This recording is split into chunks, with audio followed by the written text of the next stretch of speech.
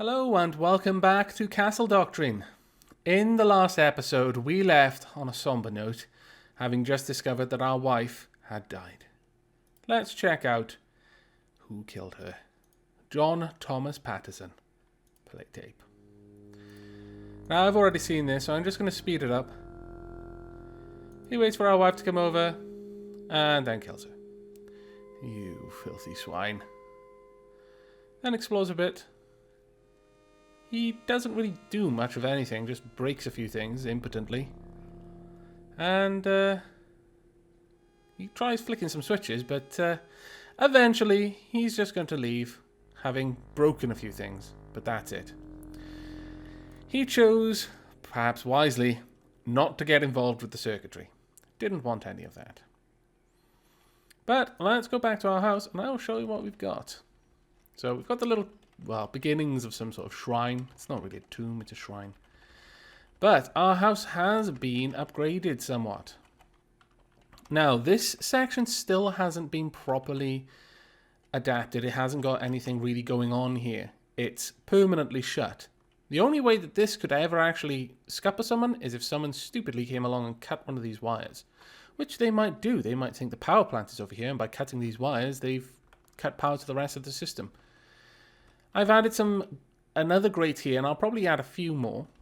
We've got our pit bull. As I explained, I have set up the switch system.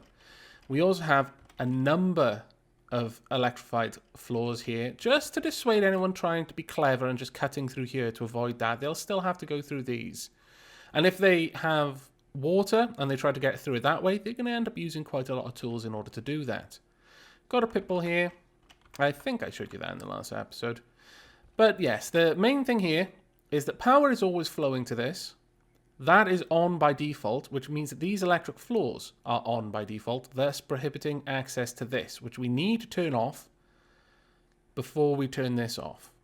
Or rather, before we turn this on, because otherwise you'll get trapped.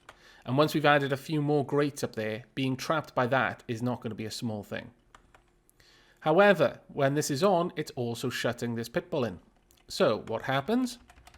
The prospective thief needs to come along, turn this off, but avoid stepping here. I've put a little indent there, and that is only there to increase the chances of them catching the pit bull at this side, like in this little nook here, and thus making it very, very dangerous to try and get up there, possibly impossible. So what they do is they turn that off. That deactivates all this. They turn that off. They come back, always being careful, never to step over there, and then they step on this pressure plate. At that point, the dog is going to be here, so he's not going to have to wander either way. I have played around with the idea, and I might still change this, of doing something like I did in the previous design, where I had the pressure plate and then some spaces.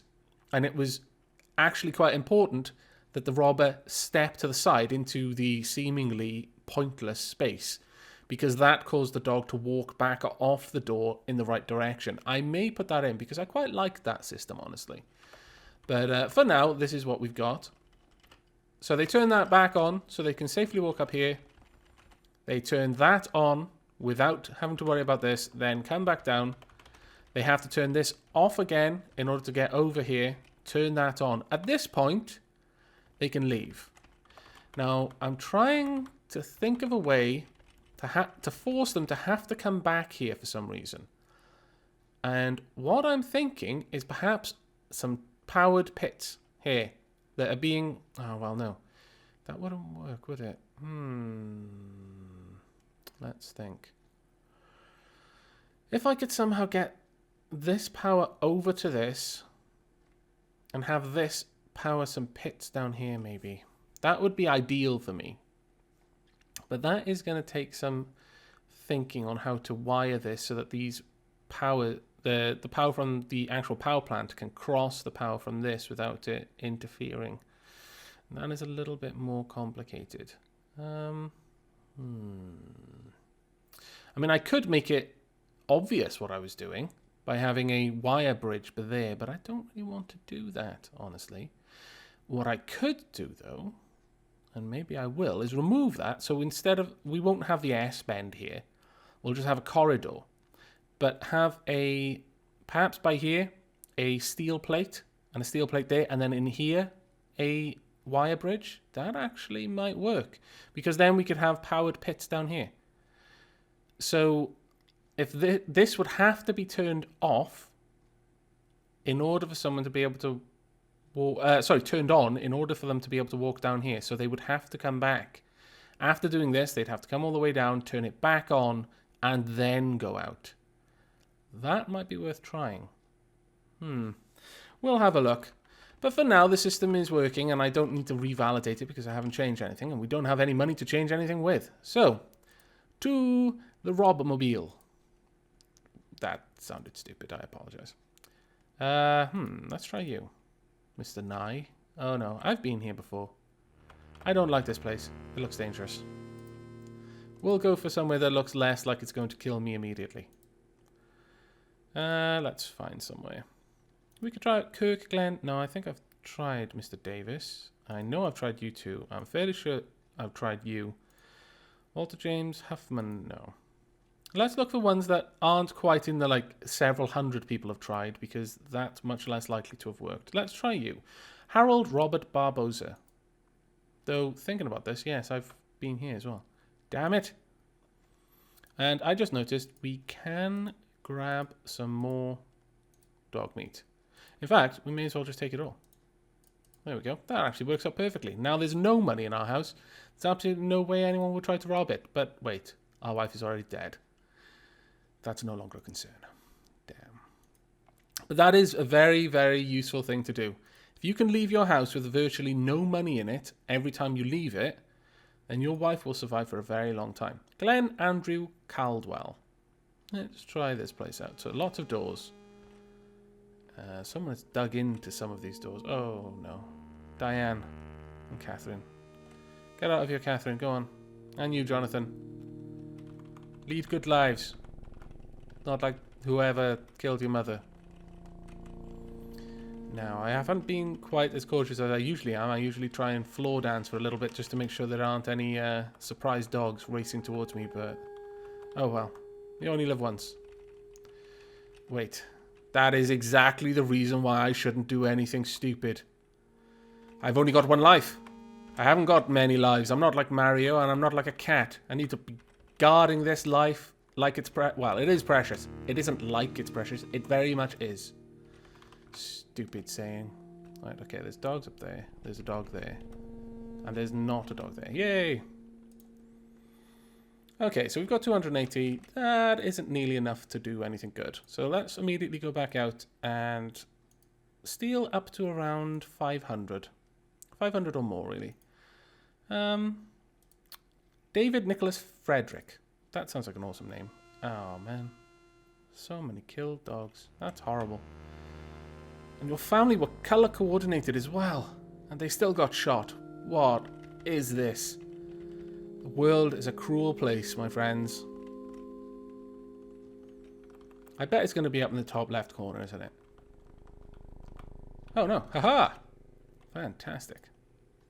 Though it still ended up being the last place I looked. Because, much like the YOLO saying, it makes no sense. It's always going to be in the last place you look, because when you find it, you stop looking. Right. Okay, so we've got this going on. We want to move this across. How are we going to achieve that? Shouldn't be too hard if we... It would require... I was going to have a pit bull up there, but we're going to move that. We'll put a door here instead. And a...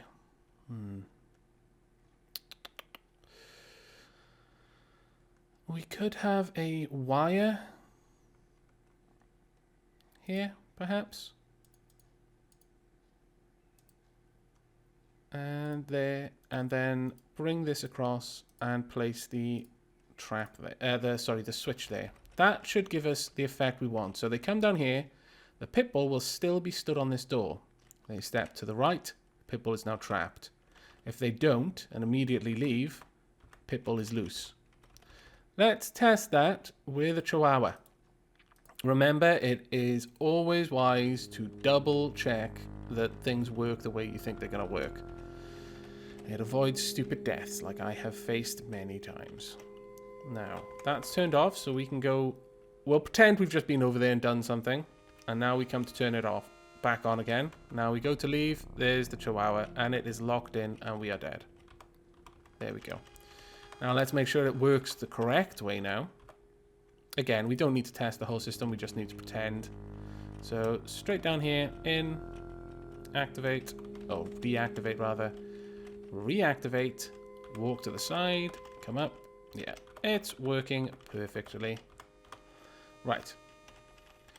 Now then, so that made that a little bit more dangerous. Let's add some more. That I like this being a real deterrent. It's not just one thing that you can get past with $2 worth of water. It's, you know, a serious issue that you're going to have to work your way around. Now, let's bring this across. We're going to have a steel wall here and here. Get rid of that one and a wire bridge. Now, this is the part where it could get really, really unfortunately nasty.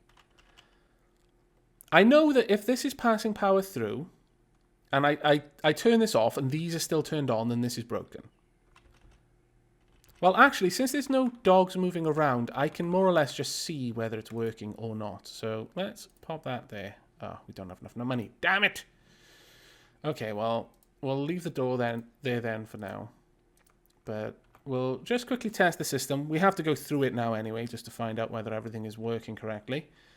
And then we will pop back out, I guess, get some more money, and place some powered pits. So first, turn that off. Come around here. Are they turned on? No.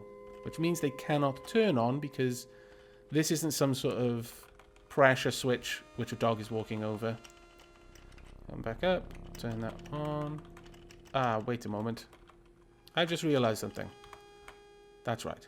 I forgot to replace it with a pit bull. Well done for reminding me there. Oh, and that gives us enough money. Ha ha! Fantastic. That works out really well. And we still have enough money for a door, which we'll put there.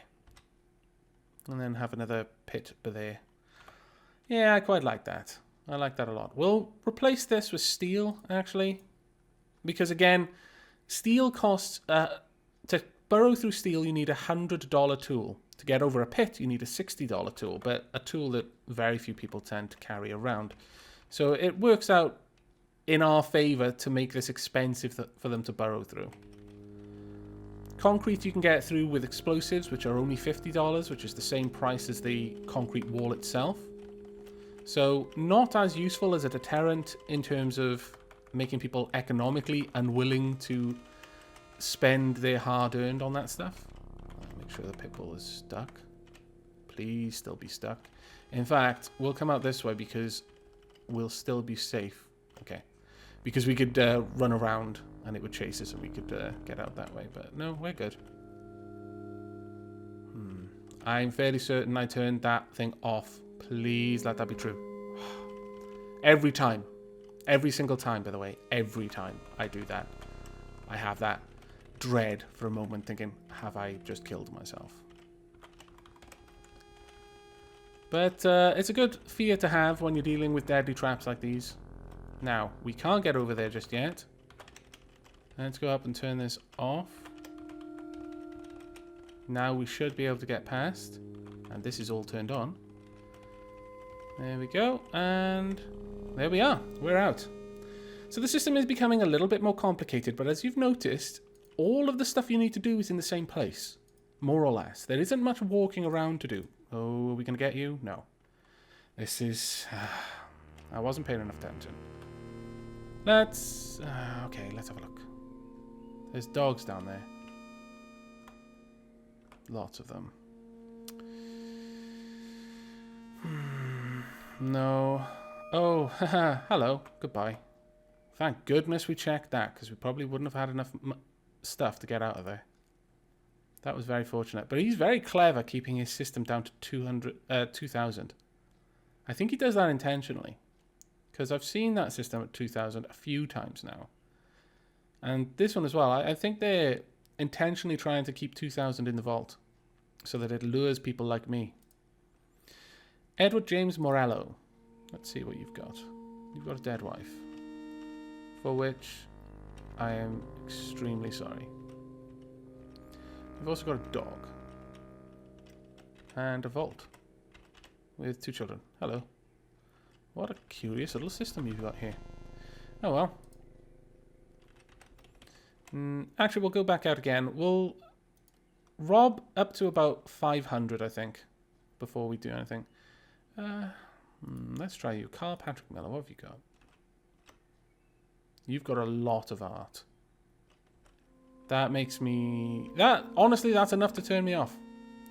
You've got too much art for that to be a simple system that someone can easily break. I mean, I don't mind using tools, but I have a feeling that I wouldn't be getting through that. Not if you've managed to keep all of that. Timothy Dustin Hannah. I think we've tried yours. Leroy Robert Thompson. 358 people have tried, 177 have died. That tells me not to bother. Randall Carl Shoemaker. Or Schumacher. I like to pronounce it Shoemaker because that's how it's spelt, but I know there are a few Schumachers in the world. Why they're embarrassed about being shoemakers' sons, I don't know. It's a very honourable profession. Everyone needs shoes, unless you live in the jungle or you like the feeling of snow on your toes. Which I do, by the way. But just putting it out there that most people do need shoes, so you really shouldn't be ashamed of it. Let's see. Now, what do we want to make? We've got them coming back down here to turn that on. The last time in order to get out. We could add another one of those down, but I'm more interested in making this impassable. Oh wait, no, we can't do that because that would make that permanently powered. So we need this to be wood. But this is fine. That can be impassable. And let's drop down another powered pit. Though before we do that, let's go and add one down here as well. We're almost at the point now where we've got enough of those that we don't need to add any more. Once we've got that out to about here, then this is fine. But we're going to keep adding to that little by little each time we go out. I'll probably do some more burglary off camera and continue to flesh that area out. But what we need to do now, or what we need to start thinking about doing, is how we're going to make this system work. To recap, this should be powered when the burglar comes in. At some point, activating a necessary switch will unpower this. A non-necessary switch, or at least one that doesn't need to be activated at that particular time, should be controlling this one. So they need to expressly turn this on, because this will start off long before they turn this one off. Because that will keep the dog trapped in this part of the corridor. If they don't do that, then something needs to necessitate them dropping below the level of this part of the corridor so that the dog gets into here, at which point it's free to activate this. Now, with that in mind, what we would like to do then is tie this into, perhaps this one should be the one that deactivates this. So, but no, that's not receiving power to start with. I could always draw this out a little bit, have that come maybe as far as this and go up, or even just come out that far and go up and then cross with a wire across the floor. Because if they cut that wire, then they release the hound. That sounds awesome. Release the hounds. But yes, they'll release the pit bull prematurely. It needs to be something that's powered on to start with. And there are only 2 switches that are powered on to begin. There's that one and this one. Now, the next thing... Well, actually, we could have this one come straight up. So the first thing you need to turn off happens to be... Well, no. I actually prefer it to be the second one we turn off to do that.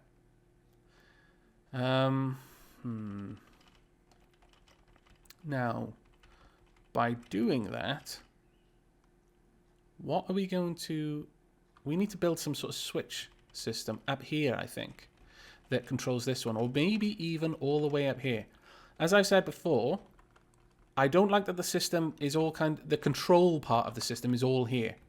I want that to be a bit more spread out so that the burglar has to do a little bit more, has to have a bit more legwork involved in this burglary. We could corner this off and maybe add a few more red herrings or something in there. Maybe even a dead end trap, so a permanent switch with a bunch of grates or something behind it, or something like that. But they have to come out through here, and then maybe we've got to build up some sort of complex system up here. In fact, this could be at the end of a fairly large chain of puzzles. It could look like a complete red herring puzzle set, but you're actually trying to solve a necessary part of the puzzle before going on to solve the lower part. And if we were to do that, then what I would like to do is have the robber enter here. So they're faced with this puzzle. They're faced with all of these buttons and doors and things that they're not meant to interact with. They absolutely cannot mess around with this stuff yet. They're not meant to. They've got to resist the urge to play and instead walk up and go to one of the furthest parts of the complex and then solve the puzzle there first. And then they're free to come back. I like that idea, actually. I really like it. Let's think how we can put this together. We could perhaps have a corridor coming up here that goes up. Yeah, I like that. Let's do that. So we'd have this corridor coming up like that. Maybe throw a door down. And for now then, let's start flashing this bit out, because we want them to have to come in here at the bottom. Which also means... Oh, I'm not going to have enough to do this now, but I would very much like to bring this down another layer. Actually, saying that, we could easily have it like that as well and have another dead end. I mean, I know the pitbull door trick is cheap. Well, it's not cheap. It's actually expensive. It's at least $220. But it's good to just throw them around, just sprinkle them around, because people don't always pay attention. I've had really complicated traps that I've put the pitbulls there more or less just to put people on edge, and people have just repeatedly walked into the pitbull traps. Kind of enough that I was almost considering taking them away because I wasn't seeing them die to my really complicated stuff that I was really proud of. But I think that's good enough for now. So we need to validate the system again. We haven't really changed much, but we've got an idea of what we're going to do now. So just to recap, I'm going to flesh out this wall just so it's not really visible inside here. Maybe add some doors, possibly even a permanent lock. You know, you get some power over here from here and have, well, it couldn't be there. It would have to be down here, perhaps. You have to stand on a permanent switch to open a powered door or something, or to cause a pit trap to close, and then that lights up a bunch of electric fences behind you, so you can't easily get out. That'll cost a bit, and it's fairly simple, so we'll add that later on. But we'll make a little bit of a maze, maybe a few dead ends, but otherwise, the objective here is to get them up into this area. Maybe have some traps or something here. I'm not sure if we're going to have this control mechanism be here or all the way up here, but I quite like the idea of having it up there. We'll move our children out of there and then have the control for this part up here, perhaps past a couple of puzzles. Maybe nothing quite as intricate as the stuff we've got down here, but at the same time, why not, really? If they have to face two of the same puzzle, then it's just further reinforcing them to think that they need to do a certain thing. Like, as with my second episode trap, where the repetition was necessary over several iterations for it to work. But on the last one, you expressly shouldn't turn it back on. Otherwise, you activated part of the trap that would kill you. Right, there we go. Now, I'm talking while I'm doing this, so odds of me dying, very, very high. There we go. And yes, my heart was in my mouth once again. Like I said, it's always in my mouth when I'm doing that part of the puzzle. I always worry that I forgot something stupid. And we need to turn this back on. Doesn't so much matter about the pit bull now, but we should always play it safe. But yeah, this system is really starting to come along. Now let's see if we can get anything good. Let's have a look at some of the higher yield ones. I'm not going to even bother with the really, really high ones, but Ralph James Perry. What's your house like, Ralph? Your house has got a lot of dead people in it. Melody, Natalie, Jeremy. River Song. Doctor Who has tarnished... Well, it hasn't tarnished it. It's made it awesome. But the name Melody, I can never, ever hear that without thinking of River Song. And ponds. Let's see. These places all look a bit dangerous, honestly. Yep. Danger, danger. Yeah, we're not... You can tell the houses that aren't really worth trying because they are full of concrete and steel. If you've got enough money to do that, then you've been a successful Castle Doctrine player for a little while. People come into mind, they see a lot of wood. And they're lulled into a false sense of security, or at least that's what I like to tell myself. It's all intentional. I'm just making them think that I'm poor and don't have a good trap system. Corey Ralph Wilkes. Let's try out yours, Corey.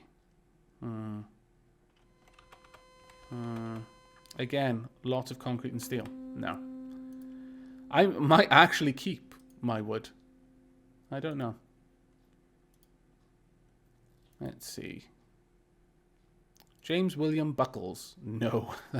Wow. Kenneth Robert Wells. 1,514 people have tried your trap. I'm just going to see what it looks like. Oh, balls. He's on the same tile as me. Leave. Ah. Thought I was going to die there.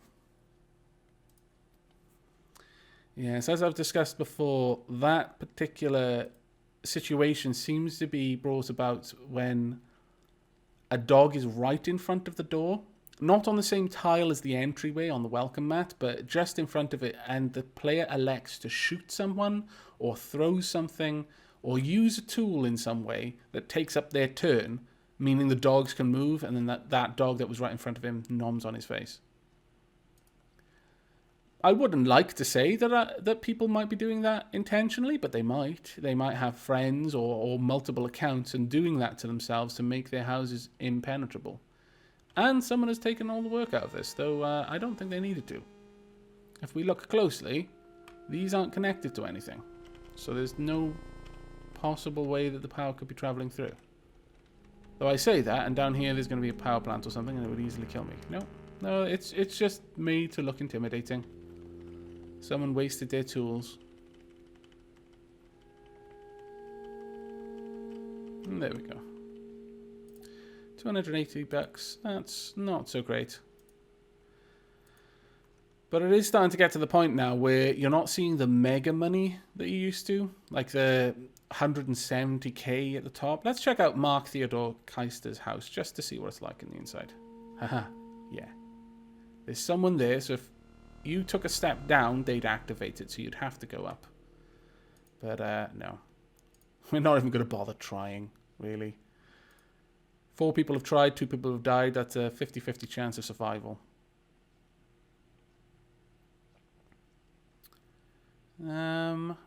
John Mark Acosta. Still at 2k. 103 people have tried, 10 have died. I imagine a lot of them have just bailed as soon as they've seen it. Let's try you. Sean C. Delgado. Okay.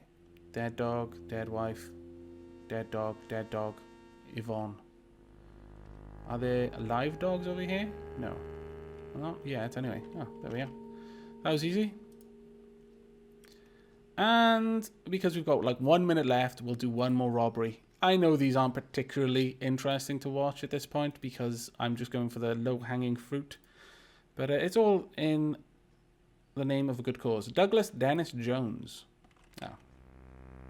Stacy. But at least Mikey and Amanda are going to get out. Go on, you two. Honestly, I would leave something for you. I was going to say I'd leave you one of my crowbars because they're the most expensive item I have, but then I realized she was clubbed by one. Probably not the nicest thing I could do. But we are going to be leaving on $812. No one has really tried to take our trap. Let's just have a quick look. I don't think they have anyway. No. So that's it for now. On $812, sorry, we're going to leave this. I'm going to probably bring the power across, finish that down, and add some sort of commitment trap here. Nothing too big, just something like a powered door and maybe a grate or something. I don't want to make it impossible for them to get out. I just want to make it so that they have to use their tools in order to get out. If I put like loads of floors, then they just won't bother. Because at least if they've got the tools to get back out, they'll be happy to try. They'll pop their head in, have a look around. They may still bail, but who knows. But if you make it, as I said before, if you make it look impossible or it's a 50-50 chance, either you solve it or you die trying, then people like me will just turn around and leave. You know, I choose life. But on that note, that's the end of this episode. I hope you've enjoyed it. The system is getting a little bit more complicated, and when you return, we'll have a little bit more of a deadly entryway.